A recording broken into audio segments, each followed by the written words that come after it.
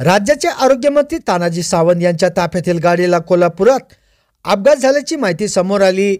या अपघातात सुदैवाने जीवितहानी झाली नाही। या अपघातात तानाजी सावंत आणि त्यांचे सहाय्यक किरकोळ जखमी झाले आहेत। तानाजी सावंत हे कोल्हापूरमधून जात होते। कोल्हापूर पन्हाळा मार्गावर राजपूतवाडी येथे हा भीषण अपघात झाला। या अपघातात कारचा अक्षरशः चेंदामेंदा झाला।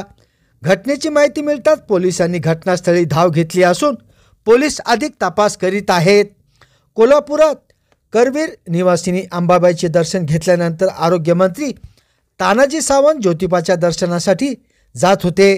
सावंत ज्या कारमधून जात होते त्याच्या मागे असलेल्या कारला एका कारने जोरदार धडक दिली। त्यामुळे सावंत व त्यांच्या ताफ्यातील कारचा चक्काचूर झाला।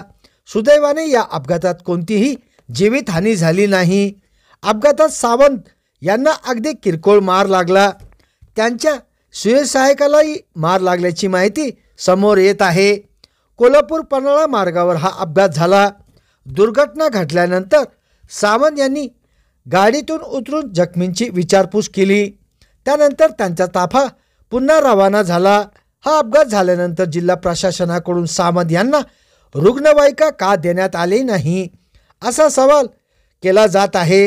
सावंत यांच्या ताफ्यातील जिल्हा प्रशासनाची रुग्णवाहिका नव्हती अशी धक्कादायक माहिती समोर आली आहे। संभाजीनगर समाचार न्यूज चॅनलसाठी सुनील टाक।